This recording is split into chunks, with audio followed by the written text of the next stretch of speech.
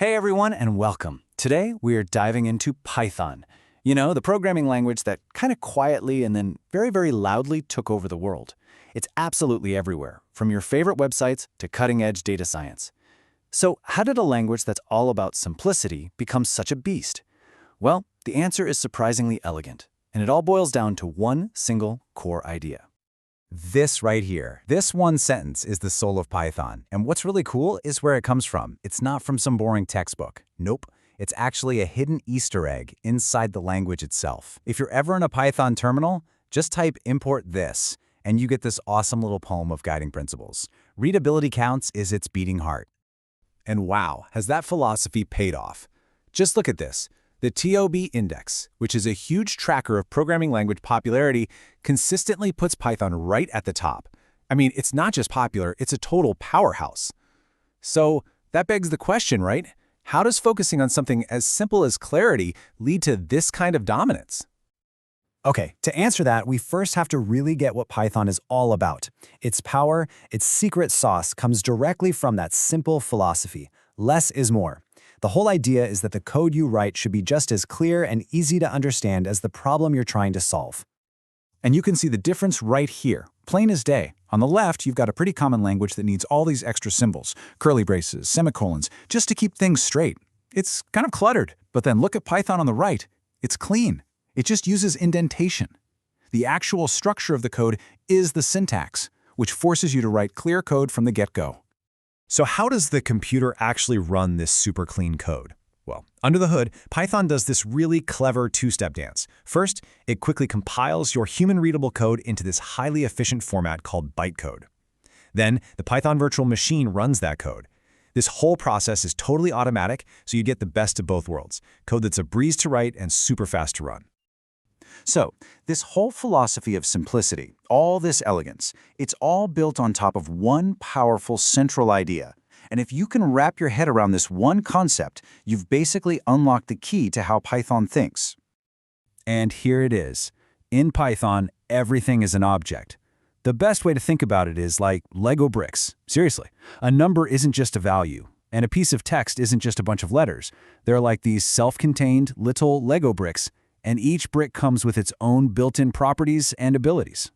So let's take a string, for example. You know, just a piece of text like, hello world. In Python, that's not just data, it's an object. It's a text brick that comes with its own little toolkit. You can tell it, hey, make yourself all uppercase, or ask it, can you find this specific word for me? All with super simple commands. Same deal with an integer, a whole number. The number 42 isn't just, well, 42. It's an object, a number brick that already knows how to do math and play nicely with other numbers. It has its capabilities built right in. And then you get these container bricks, like a list. This is an object whose whole job is to hold other object bricks together in a specific order. It's like a little tray for your Legos. You can add new bricks to it, take bricks out, sort them, whatever you need. And this is where the design gets really smart. Look on the left. You see that the same tool, len, can be used on totally different bricks. You can use it to get the length of a string, and you can use it to find out how many items are in a list. But then, on the right, you see that each brick also has its own unique, specialized tools. A string can make itself uppercase, but a list can't. A list can have a new item added to it with append. It's this beautiful mix of shared and unique abilities. Now, out of all these different types of object bricks, there are two that are the absolute rock stars. They are the fundamental building blocks you'll use to structure data in pretty much every Python program. Lists, which we've already met, and their incredibly useful cousin, the dictionary. The big difference between them is simply how they organize information. Think of a list like a numbered shelf. You find things by their position. Item 0, item 1, item 2, and so on. A dictionary, on the other hand, is exactly what it sounds like. You store and look up information using a unique key. It's just like looking up a word in a real dictionary to find its definition. All right, so we've got this simple, readable language that's built on this powerful idea of objects as building blocks. Now for the really exciting part. Let's see how that clean foundation lets us build some of the most complex and powerful applications in the world today, especially in data science.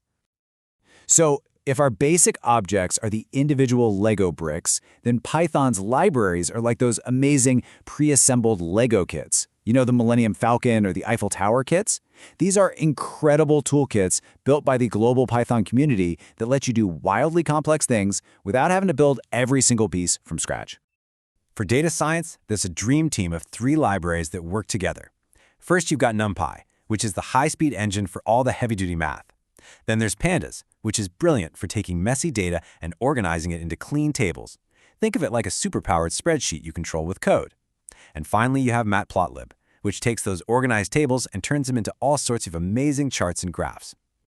Okay, enough talk. Let's see it happen. Let's see how all these pieces, the simple syntax, the objects, and these powerful libraries come together to turn a bunch of raw numbers into a clear visual insight. This is the payoff. Take a look at this code. Now, even if you've never coded a day in your life, you can probably guess what's going on here because it's so direct. We're just telling Python 3 simple things. First, we bring in the tools we need from Pandas and Matplotlib. Second, we create a little table of data, 3 courses and how many students are in each. And third, we tell Matplotlib, hey, make me a bar chart from this data. That's it. And the result of those few simple lines of code? Boom! This. A perfect clean bar chart that tells us in a single glance that course B is the most popular. We just went from raw data to a real actionable insight with a handful of readable commands. That is the magic of Python.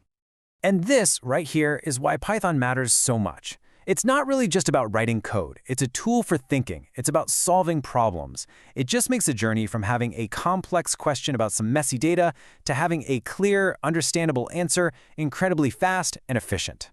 So at the end of the day, Python is a tool that turns data into understanding. And that leaves us with one final big question. With a tool this powerful and this easy to get started with, what's the story that's waiting inside your data? What would you want to understand?